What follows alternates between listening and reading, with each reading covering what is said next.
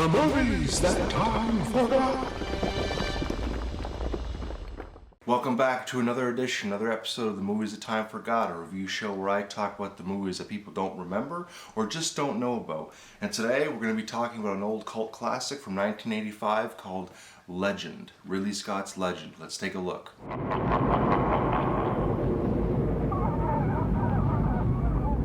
So, Legend from 1985, Ridley Scott's Legend. Not to be confused with the 2015 movie Legend with Tom Hardy about the Cray twins. This is a whole nother legend. Ridley Scott's Fairy Tales, basically what it is. Directed by Ridley Scott, the famous director who had just finished Alien, the first Alien, and Blade Runner. But this was the movie where I guess this was the phase where he was kind of experimenting, because he would go on to do, real world dramas. And he said before he got into, or before he wanted to get into, historical dramas and biopics and stuff, he wanted to do a fantasy film. He was inspired by specifically Fantasia, and specifically the scene, the classic scene at the end, the Night on Bald Mountain sequence with the devil. He wanted to make a classic fairy tale story. I'm gonna get this right out here right now. There's gonna be spoilers.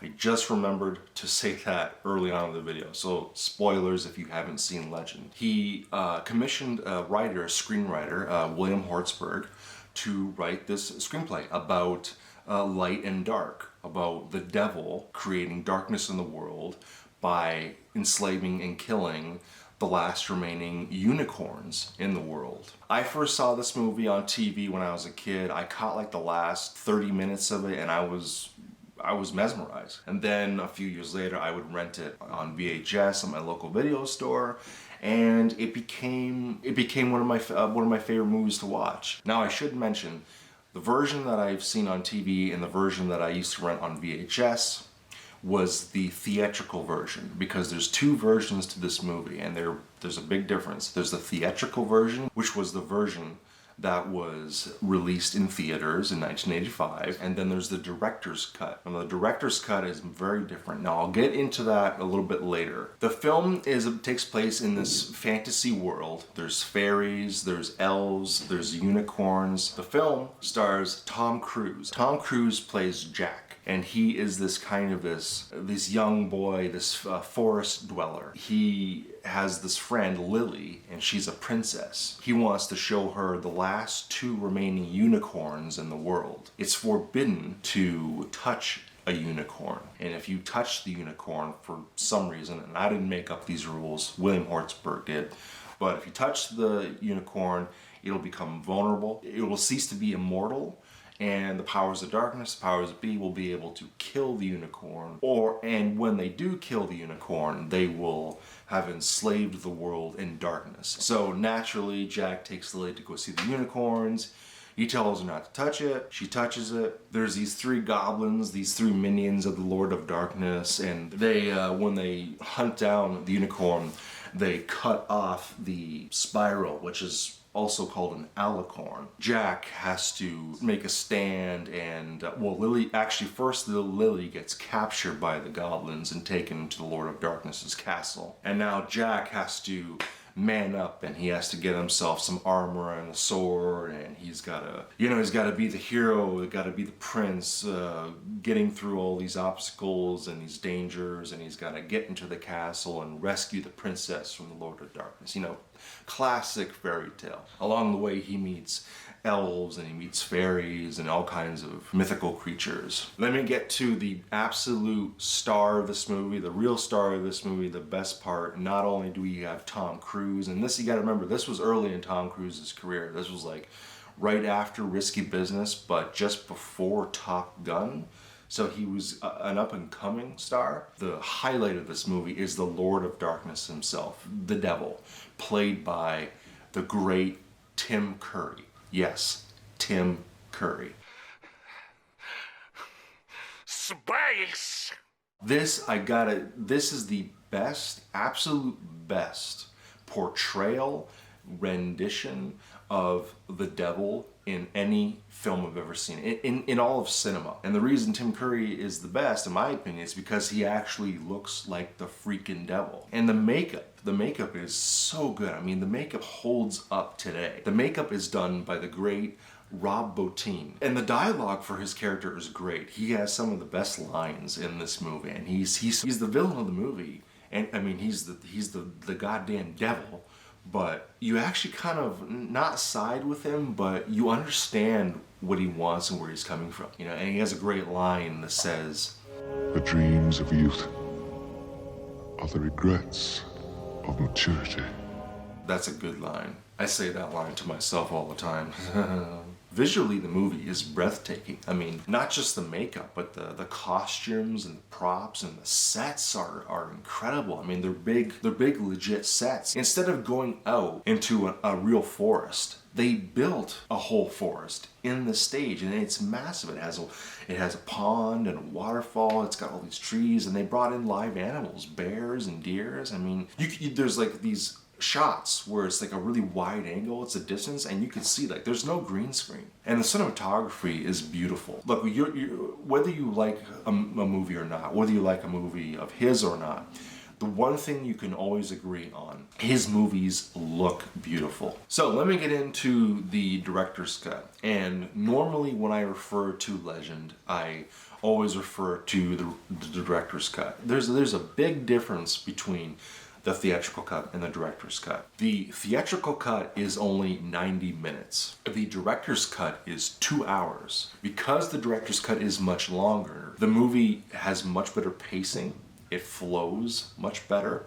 There's more detail into the world. There's more backstory and character development. Another big major difference is the endings are different, and again, spoilers. So at the very end, when things are all said and done, Lily and Jack, they kind of go off together into the forest, and it's holding hands, and they're in love. In the director's cut, they don't go off into the forest together.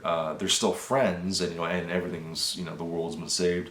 But Lily and Jack, they say, let's come back here tomorrow. Let's play again the next day, and they don't run off to the forest together. They actually separate and go their separate ways. Here's probably the biggest difference between the two cuts. The director's cut is composed by the late great Jerry Goldsmith. Jerry Goldsmith is my absolute favorite composer. I really think he's the best. I mean, even better than John Williams. Yeah, I know I said it. I said what I said.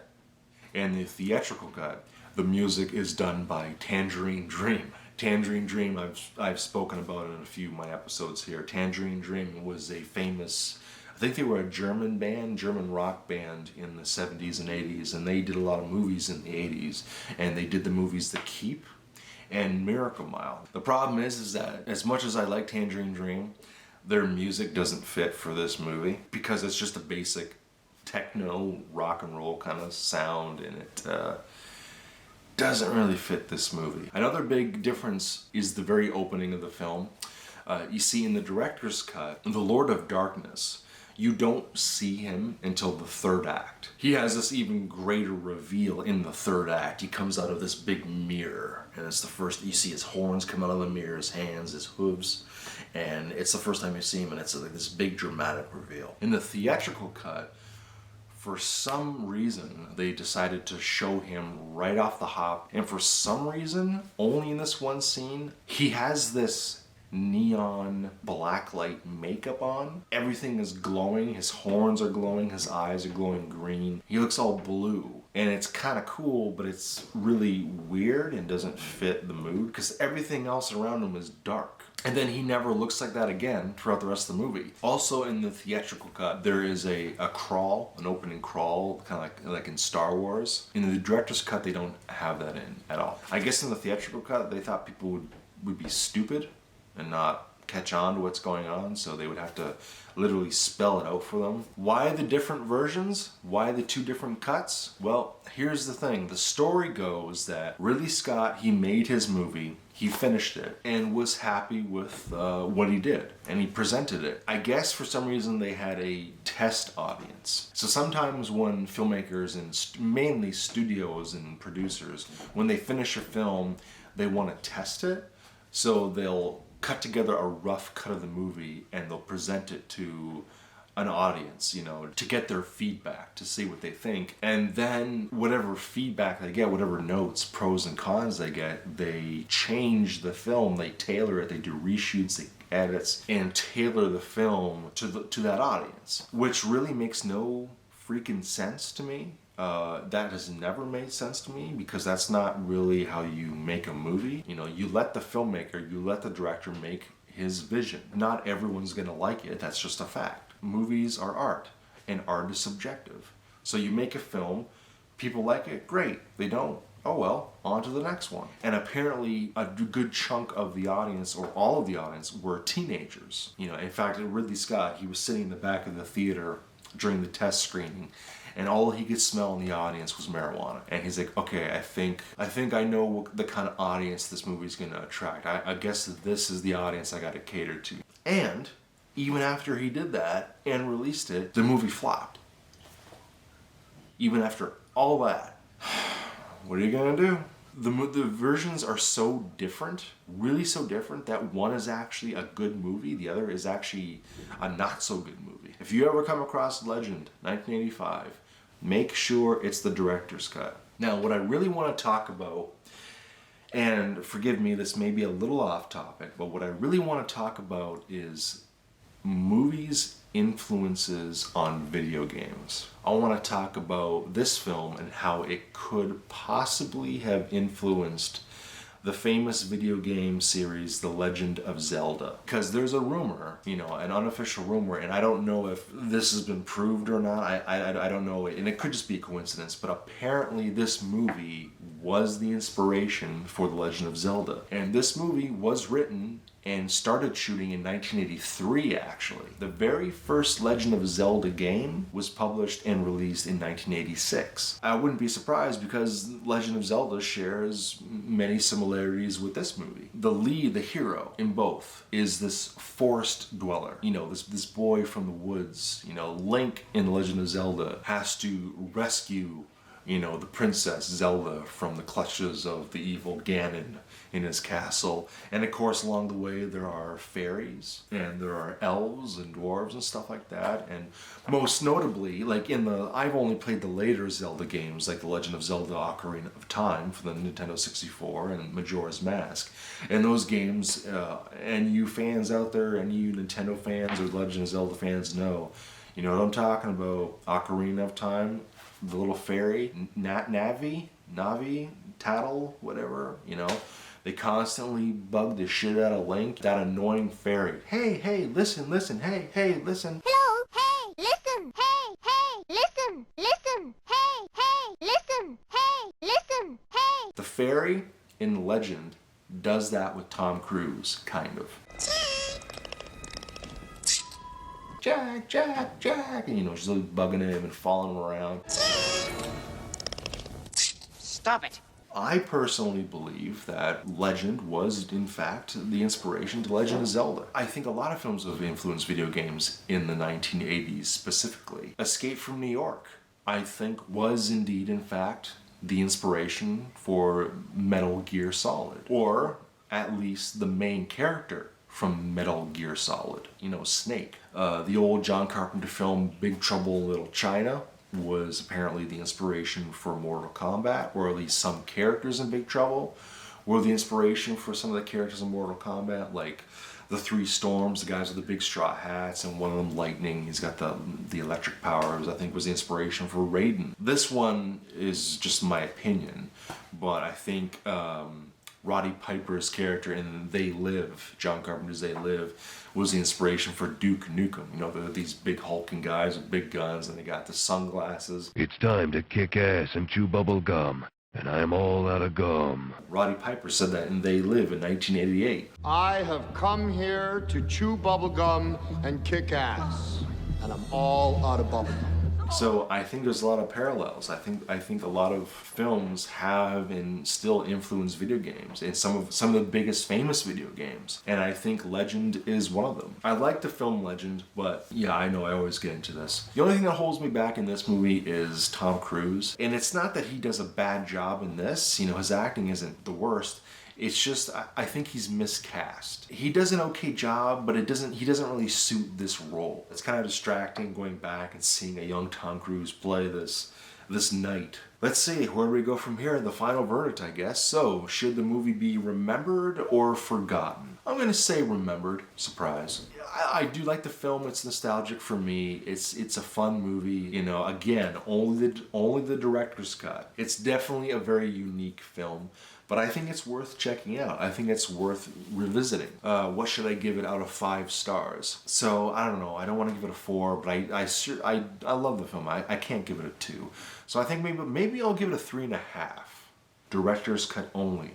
I can't stress it enough. Okay, so real quick before I sign out, real quick before I end the episode, this is how much I like the movie Legend. This is how much of a nerd I am. Check this out. This is my cabinet of curiosities. I've got Lord of Darkness action figure from McFarlane Toys. That shit. I saw that, I had to get it. Okay, and that's it. That's pretty much all I can talk about with Legend. I've said it all. So that concludes this episode, this edition of the Movies That Time Forgot. Thank you very much for watching. Thanks for tuning in. Make sure you leave a comment if there's a movie that you would like for me to talk about. Make sure you like and definitely subscribe to Three Wiseman Films. And to that end, stay tuned because I got some more coming on the way.